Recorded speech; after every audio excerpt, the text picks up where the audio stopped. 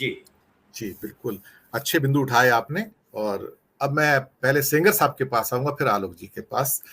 सेंगर साहब, बहुत कुछ बड़ी तेजी तेजी से घट रहा है। उम्मीद नहीं थी कि अखंड भारत का नक्शा इतनी जल्दी नेपाल में बवाल मचा देगा, संसद में बवाल मचा देगा। और प्रचंड जी से कहा गया है कि आप भारत में जाके इस मुद्दे को उठाइए और कहीं ना कहीं अपना रोष, आक्रोश या अपना प्रोटेस्ट वहां पर दर्ज करवाइए, ताकि इन्हें पता लगे कि आप हर चीज को ग्रांटेड नहीं ले सकते। You are taking the neighbouring countries now as granted, as if it's your part. आप उसकी सॉवरेनिटी को भंग कर रहे हैं, अपनी विस्तारवादी नीति का फैलाव कर रहे हैं, डिक्लेयर कर रहे हैं। ये बहुत खतरनाक साइन है। और साहू साहब ने भी, जो कॉन्स्टिट्यूशन एक्सपर्ट भी हैं, के आर नारायण साहब के प्रेस सचिव भी रहे हैं, उन्होंने भी कहा था कि this is very very dangerous intent actually. लेकिन राहुल ने जो कहा है, जो हमला किया है, ये इस हमले से बीजेपी का तिल मिलाना स्वाभाविक है, क्योंकि धीरे धीरे कांग्रेस अब वो भाषा का उपयोग कर रही है जो बीजेपी करती थी। बीजेपी बोलती थी टारगेट 200, अब कांग्रेस कहती टारगेट 115 एमपी। ये जो चीजें हैं रेटल कर रही हैं उनको अंदर से, उनके अंदर बौखलाहट आ रही है, घबराहट आ रही है, कुछ कर नहीं पा रहे हैं। शायद जनता का मन बदल रहा है। सेंगर साहब अनम्यूट कर लीजिएगा, सेंगर साहब अनम्यूट कर लीजिए। नहीं, अनम्यूट कीजिए।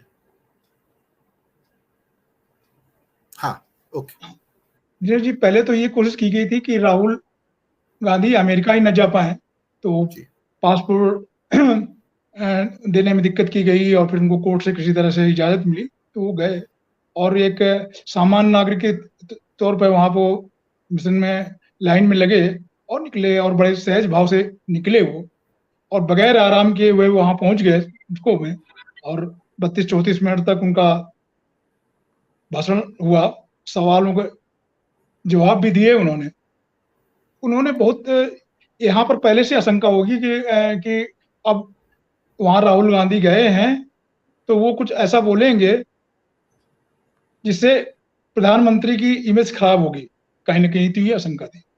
राहुल गांधी में इतनी मैच्योरिटी आ गई है, मैंने पूरा भाषण को सुना उनका, और उन्होंने जो जवाब दिए तो उन्होंने तंज बहुत कसे पीएम पर, और बड़ी शालीन भाषा में कसे, जैसे कि कहा कि भगवान भी हैरान होगा कि इतना ज्ञानी कहाँ से उन्होंने पैदा कर दिया कि हर चीज की विशेषज्ञ है। देश का नाम, देश की छवि बिगाड़ रहे हैं। इसका मतलब है कि देश की छवि बिगाड़ रहे हैं कि they are equating now Modi with India. If you attack Modi, it's a attack on India. So Modi is India, India is Modi. Sir, वो उस पे आ गए हैं अब। जी, अब शुरू भी हो गया है उनके क्षण के बाद।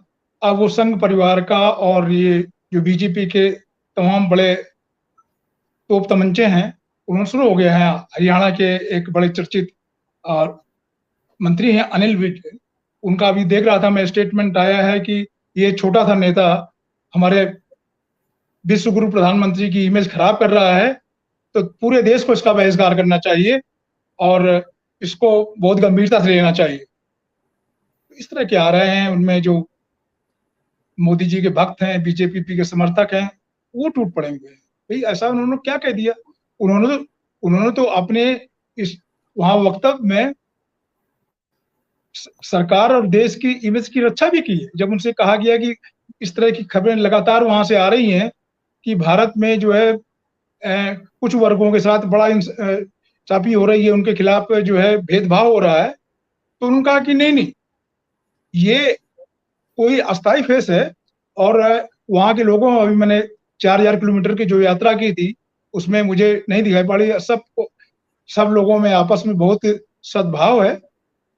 तो अब केवल सरकार के किसी एक्ट से या उसके बहाने से तो आप इसको भारत के जो परस्पर सद्भाव है उससे जोड़ के नहीं देख सकते। तो ऐसा नहीं है कि राहुल गांधी ने एक तरफा केवल विरोध किया, उन्होंने तो मोदी जी का नाम भी नहीं लिया, लेकिन उन्होंने जिस शालीनता से तंज कसे हैं वो बीजेपी को और संघ परिवार को बहुत चुभ रहे हैं। अब उनकी हैरानी ये है कि अभी तो वो 6 दिन रहने वाले हैं और रोज उनके कार्यक्रम है, वो बोलेंगे। और प्रधानमंत्री जी भी 20-22 दिन बाद वहां अमेरिका पहुंच रहे हैं 3 दिन की यात्रा पर। तो उसके पहले ये सब उनकी चिंता ये हो रही है कि राहुल गांधी एक जो उनका इमेज बिगाड़ रहे हैं, तो इस तरह का उनका चल रहा है। लेकिन राहुल गांधी में इधर दिनेश जी देख रहे हैं कि बहुत मैच्योरिटी आई है, काफी आई है, और उनमें हिम्मत भी है कि वो कोई भी कठिन से कठिन सवाल लेते हैं और उनका बड़ा संयत होकर जवाब देते हैं। जी।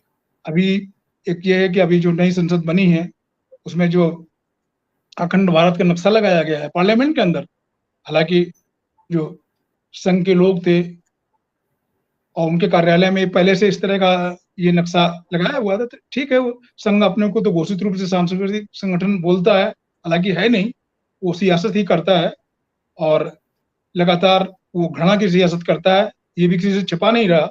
लेकिन संसद के अंदर ही लगाना मुझे लग रहा है कि जिसकी आपने चर्चा भी की कि बहुत कंट्रोवर्शियल होगा। नेपाल का जैसे आपने कहा कि वहां की संसद में भी उठ गया है, तो मेरी जानकारी है कि वहां ये दबाव भी पड़ा प्रधानमंत्री पर कि आप विरोध में भारत की यात्रा कैंसिल कर दें, तो शायद इतना वो कड़ा स्टेप तो नहीं लेंगे, लेकिन बहुत दबाव है। क्योंकि प्रचंड मेरे मित्र भी हैं पत्रकारिता के दौर में, जब वो वहां पर उनका जन युद्ध चल रहा था जंगलों में, तभी मैं कवर करने गया था, इंटरव्यू किया था उनका, तो मेरे संपर्क सूत्र हैं वहां पर लगातार, उन प्रचंड के कई साथी मेरे मित्र हैं। तो उन्होंने बताया कि इसको लेके बहुत ही मतलब, और नेपाल बहुत कड़ा विरोध करने वाला है, और जाहिर है अगर नेपाल करेगा तो दूसरे देश भी करेंगे जिन जिनको संभाल कर लिया है।